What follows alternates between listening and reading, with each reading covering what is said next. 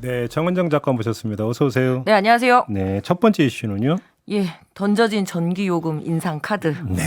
드디어 전기요금 인상 카드가 던져진 것 같은데요. 네. 한국전력이 올해 3분기 전기요금 인상안을 조만간 정부에 요청할 계획이라고 하는데요. 한전은 국제 연료비 상승 등으로 전기요금 인상이 불가피하다는 입장이고요. 최근 한덕수 총리도 공공요금에 대한 가격 통제를 하지 않겠다고 밝힌 만큼 정부도 어느 정도 수긍하고 있는 것으로 보입니다. 네. 다만 지금 물가 상승률이 매일 최고치를 경신하고 있는 과정인데요. 전기요금까지 올라가면 이게 물가 상승 압력으로 바로 이어지지 않을까 우려가 되고요. 거기다가 3분기면 7, 8, 9월인데 네네. 에어컨 틀어야 될 때죠. 예, 그래서 그런 계절적인 문제도 있고요. 네. 현재 전기요금 체계는 1년을 4분기로 나누고 분기마다 연료비 조정 단가를 결정을 하는데요. 이를 연료비 연동제라고 합니다. 네. 그래서 다음 분기에 전기요금을 결정할 때 지난 분기의 유가, LNG, 석탄 등 전력 생산의 연료 비용을 전기요금에 반영을 하거든요. 근데 올해 1, 2분기 연료비 조정 단가는 동결이 됐는데 이번에는 올리려는 겁니다. 한전은 지난 1분기에만 7조 7,869억, 야, 발음도 잘 안 되네요. 어마어마하죠. 이게 영업 손실을 내서 더 이상은 버틸 수 없다라고 하는데요. 당장 이게 탈원전 기조 때문에 전기 요금이 올라간 거 아니냐라는 반응들도 있지만 사실상 문재인 정부도 원전을 실질적으로 그렇게 줄이지는 못했거든요. 네네. 결국은 국제 연료값 상승이 주요 원인이라는 것만큼은 현 정부도 부정을 못하고 있습니다. 국제에너지기구에서 2019년 조사한 바로는 OECD 국가 중에서 한국이 전기요금이 두 번째로 가장 싼 나라입니다. 이런 인위적인 값싼 에너지 정책으로 그동안 기업들이 가장 큰 수혜를 본 것도 사실이고요. 네. 에너지 전쟁이 지금 노골적으로 이렇게 드러나는 이때에 더 이상 전기요금을 마냥 묶어두기도 쉽지는 않아 보입니다. 어려운 문제네요. 예, 네. 전기요금 현실화 문제 지금부터 이제 정치적 이해관계 떠나서 좀 치열하게 논쟁을 해야 될 것 같습니다. 네, 두 번째 이슈로 가보죠. 예, 우리 JB의 정보를 69,000원에 팝니다.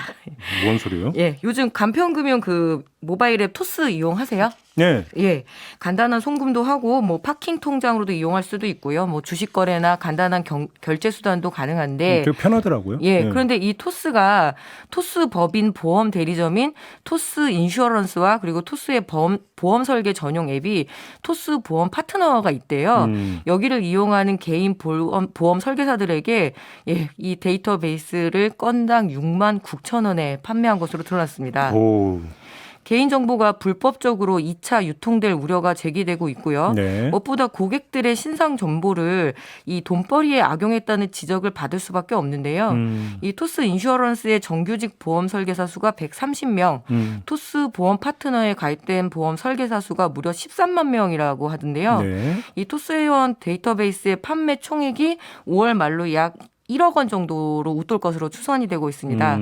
기초적인 개인 정보는 물론 각종 보험 가입 정보까지 제공되어서 사실상 보험 영업에 필요한 모든 정보가 제공된 셈인데요. 네. 토스 측은 서비스 제공 과정에서 왜 제3자 정보 제공 동의 이 항목이 있고 여기에 고객들이 동의를 했기 때문에 법적으로 문제가 없고 또 토스가 데이터 판매 및 중개업을 수행하고 있는 만큼 현행 법규상 문제가 없다라고 이렇게 이야기를 하고 있는데요.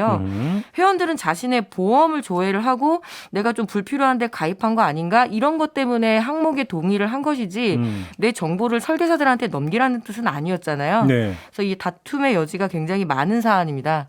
그래서 금융감독원도 제3자 정보 제공과 그리고 이런 위법성이 있는지 그리고 개인 보험 설계사에 대한 데이터베이스를 판매한 행위에서 정보 관리나 그 정보 보호 조치가 미흡하진 않았는지 이렇게 좀 판단을 하겠다라고 하는데요.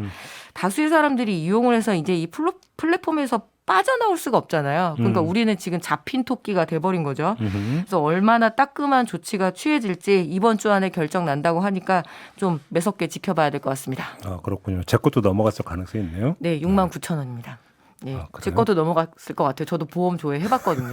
네. 마지막 이슈가죠.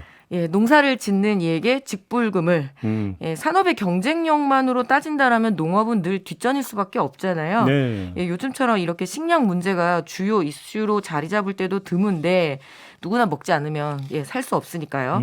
그래서 필수 산업이고 보호를 해야 되는 산업이 바로 농업입니다. 이에 대한 하나의 수단이 바로 공익직불제인데요. 농업 농촌에 어떤 공익적 기능이 있고 이 공익 증진에 기여한 농민에게 정당한 보상을 제공하자라는 취지가 바로 네. 이 공익직불제입니다. 그렇죠. 시행한 지 2년이 되었고요. 주로 이제 그러니까 논농사 위주의 직불제였는데 이를 좀 확대해서 밭작물까지 좀 해야 된다. 그리고 무엇보다 이제 규모에 따른 직불제 지급이면은 중소농들이 소외가 되잖아요. 그래서 이런 취지를 살려서 실시한 건데 작물에 상관없이 농가 면적을 구간별로 나눠서 헥타르당 100만 원에서 205만 원까지 지급을 하고요. 농지 면적이 적을 경우 즉 5,000제곱미터 이하인 경우에는 농가의 어떤 면적에 상관없이 1년에 120만 원을 지급하는 제도입니다. 네.